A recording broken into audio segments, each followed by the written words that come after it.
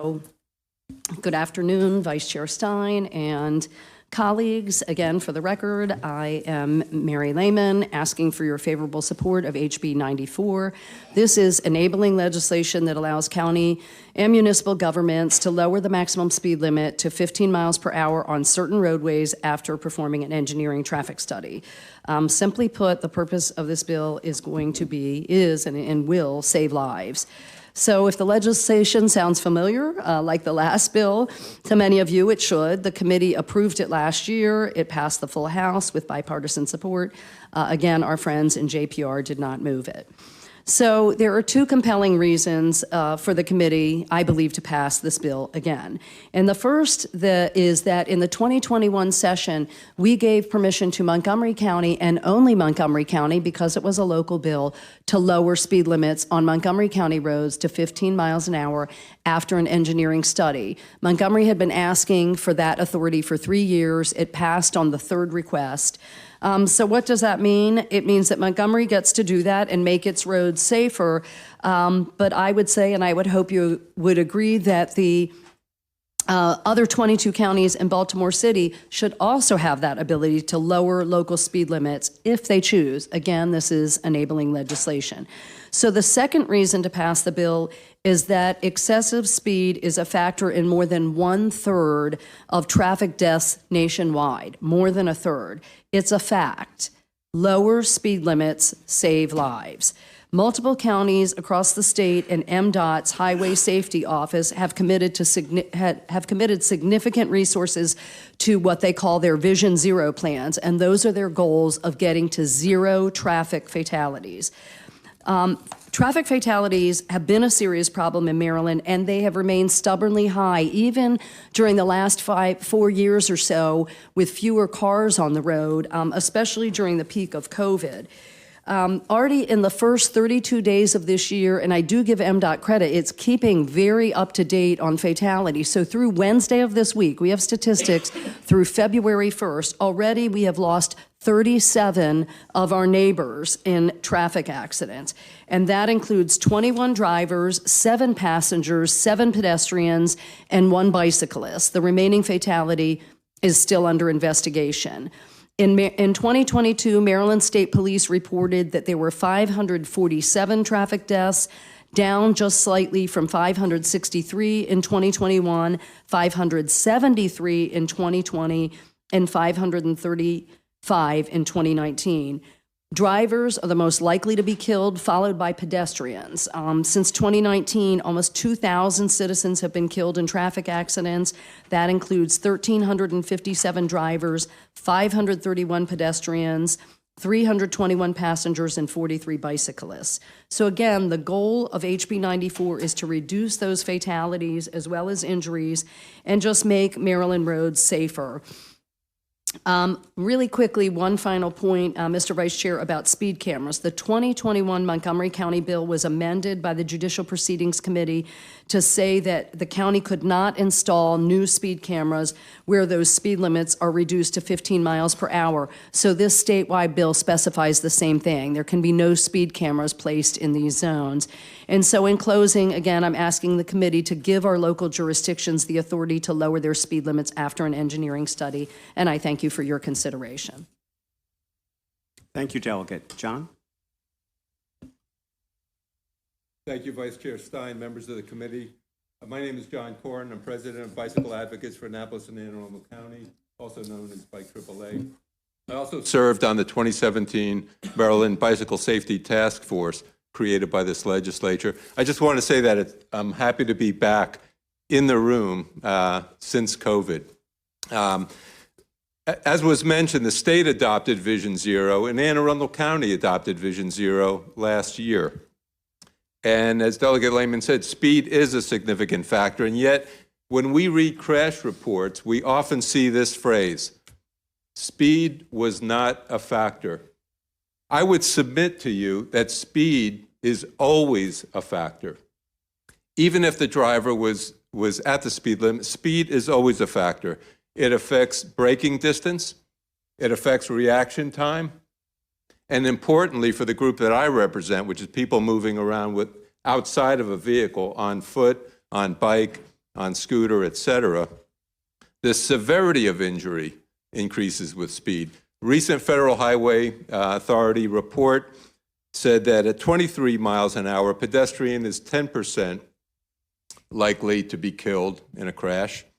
At 42 miles an hour, 50%, and at 58 miles an hour, 90%. So speed is always a factor. This bill will empower local jurisdictions who know their roads and neighborhoods best to reduce speed limits where appropriate.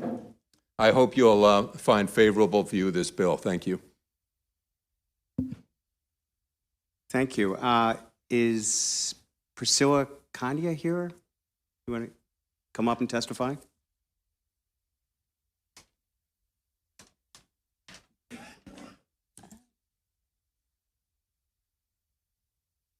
You ready? Okay. Good afternoon. Well, Vice Chair, you're not Chairman Barbie, but okay, and members of the committee. I'm Priscilla Cania, AARP Maryland Volunteer Lead Advocate and resident of Anne Arundel County.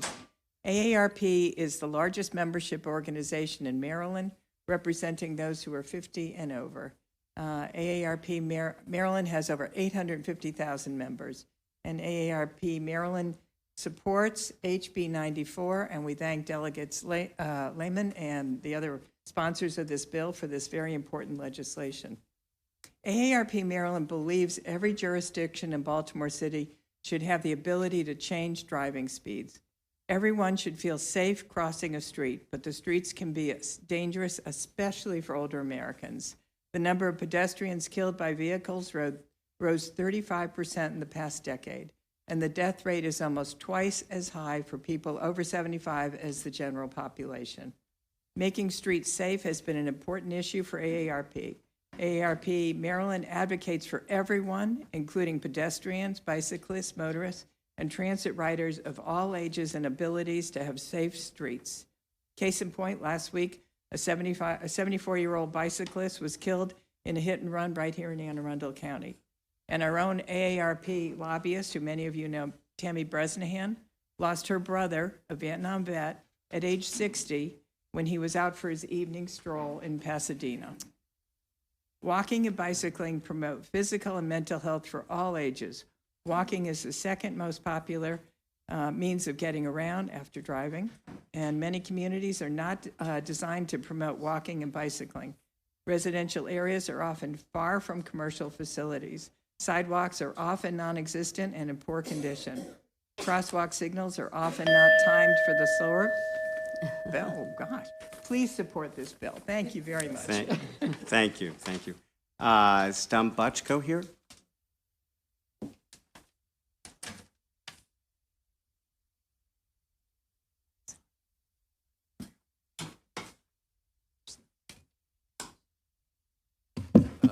Mr. Chair, members of the committee, Dominic Butchko, Maryland Association of Counties. I think we heard some pretty compelling reasons why this legislation should be passed. The committee passed the bill last year. Counties urge a favorable report. Thank you.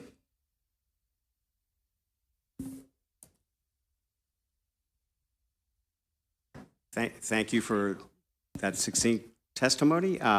And remotely, we have Peter Gray.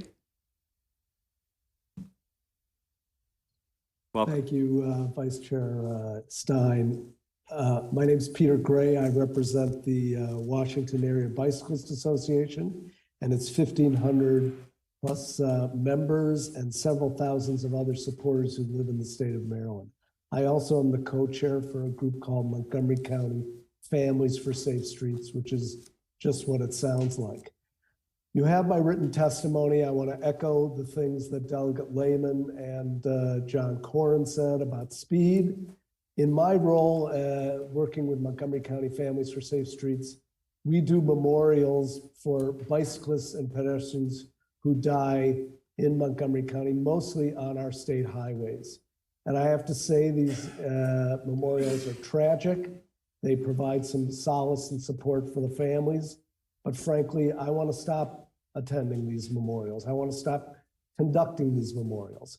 I want the legislature to acknowledge, as John said, that speed matters and that we need to give our local jurisdictions all the tools that they can in order to make the streets safer. I therefore urge a favorable report on HB 94. Thank you. Thank you. We do have a witness who's virtual, is favorable with amendments. We'll take them now, and then we'll take questions. So Seth Grimes. Mr. Good afternoon. Thank you. Good afternoon. And members of the committee. My name is Seth Grimes. I am a resident of Montgomery County and a former elected Tacoma Park City Council member and a community advocate working on issues including pedestrian, bicyclist, and roadway safety. I support HB 94 with amendments. Every jurisdiction in Maryland should have the ability to decrease speed limits to 15 miles an hour for reasons that have already been given. However, I will focus on what it takes to use that authority. As it currently stands, an engineering study is required, and this is onerous. If a jurisdiction wants to decrease the speed limit on a street, to have to study the engineering and characteristics on an individual street it makes it extremely difficult. I note that the District of Columbia, effective July 1st, 2020, lowered the speed limit on all local streets, that is residential streets that primarily serve neighborhoods, to 20 miles an hour. They did that jurisdiction-wide.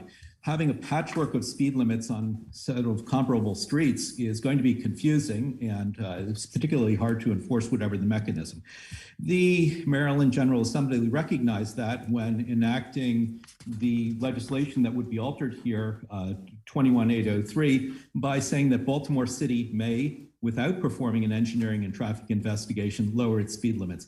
I ask you, as an amendment, to replace paragraph A4 with similar language saying Montgomery County and Montgomery County municipalities may, without performing an engineering and traffic investigation, lower its speed limits. I'd love to see you make that change for all of Maryland, but I will limit myself to Montgomery County at this moment, since Montgomery County already has limited authority to lower speed limits to 15 miles an hour. So please pass a favorable review of HB 94 with amendment to replace paragraph 4 to say the Montgomery County and Montgomery County municipalities may, without performing an engineering and traffic investigation, lower its speed limits. Thank you. Thank you very much. And we do have a couple questions. First one goes to Delegate Jacobs. Thank you, Mr. Chairman. I'm trying to understand this authority, kind of the opposite of the previous witness. I want to make sure that there's, if it involves any state highway, and this does, correct? I'm not sure what your question is about. Well, does this bill also include So any state roads? Yeah, it's meant to be really on residential roads for the most part. Right now, under state law, with the exception of Montgomery County, a county or municipality cannot lower a speed limit on any type of roadway lower than 20 miles per hour. And from the statistics you heard, the slower a car is going, the less likelihood when there's an accident that someone gets seriously hurt or killed. And I think, Chairman Barve last session expressed some concern, and in fact expressed this consistently when the Montgomery County bill came forward. I don't think, there needs to be a balance. I don't think anyone wants to see every street being 15 miles an hour. We would never get where we were going.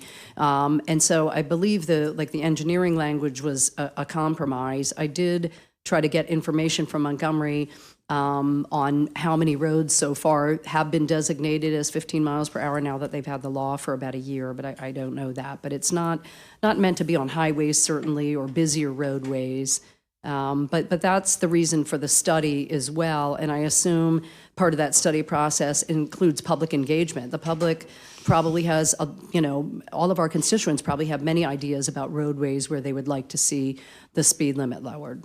Well, I think municipal roadways can fall under municipal jurisdiction under their engineering, but if it entails any part of a state road, I think the state should also have be checking off on the engineering is what I'm trying to say. And I think if I'm reading this bill correctly, it's not just municipal streets involved in this bill, it's also state roads. Correct? Can I follow up with you on that one? Let me reach out to my engineers because I might be wrong on this, but I don't think counties can lower speed on a state road, but I will follow up and have I'm it not answered. talking about county roads, I'm talking about municipal roads that are not a No. state-owned road. But this bill goes beyond local roads into state roads, correct? Delegate Jacobs, I've never heard of a scenario where that was ever allowed, and I'd be happy to help look into it too. But again, this is meant to be mostly for local roads, and there are some roads I'm sure you have in your district. I do. 212 Powder Mill Road comes to mind. Half of that is a county road, and half of it is, it's the same road, but half of it is maintained by the county and half by the state. But I don't know of any scenario where a local government, a municipality can lower a speed limit on a county road or a county on a state road. I've never heard of it. Yeah, it's my similar understanding. Well, I just want to make sure if it's a state road involved in this legislation, that the state would have also the ability to check off on the engineering as well. In other words, if you had your engineering done and wanted to lower the speed limit and it involves anything of a state road, that the state would also have to check off. That's what I'm saying. Does that make sense to you? Yeah, so it's levels of government. So like the state sets the speed limit on the state roads. The local jurisdiction, my understanding, doesn't play a lot in that. The counties only set the speed limit on county roads, and this shouldn't change that relationship. So if a county wants to lower a speed limit on a county road, a municipality on a municipality road, you know, does that make sense?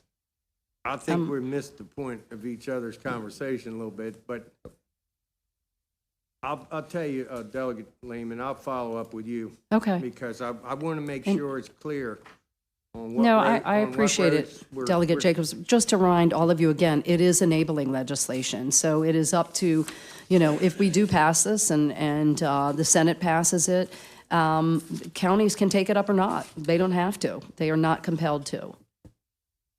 I've got a couple more questions, but I'll take them up with you offline. Thank you. Okay.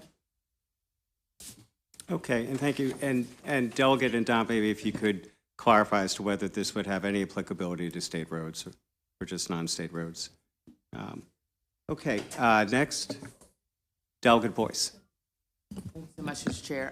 Thank you so much, Delegate Lemon, for bringing this bill back. I wanted to correct some of the record per the last witness about Baltimore City. Baltimore City completed a complete streets program for which engineering had been completed. Therefore, we had asked for the exemption not to have to, we were looking to lower speed limits potentially in residential areas. And so some of that work was already done, which is why we were exempt essentially from doing those engineering studies, because the work had already been done holistically through the complete streets plan. So I wanted to make that clear for the person who. So Delegate Boyce, in other words, Baltimore City does not need this to then go forward and where it sees fit to lower speed limits to 15? Is that what you're saying? Now I was correcting the gentleman who, the last witness virtually mentioned Baltimore City as Okay. an exempt from traffic engineering studies. And I was just putting on the record why that was. Okay. So Thank you for that. No problem. I was not aware of that. Thank you. Delegate Baker. Thank you, Vice Chair. Again, I do appreciate it being enabling legislation, letting each county be responsible for themselves.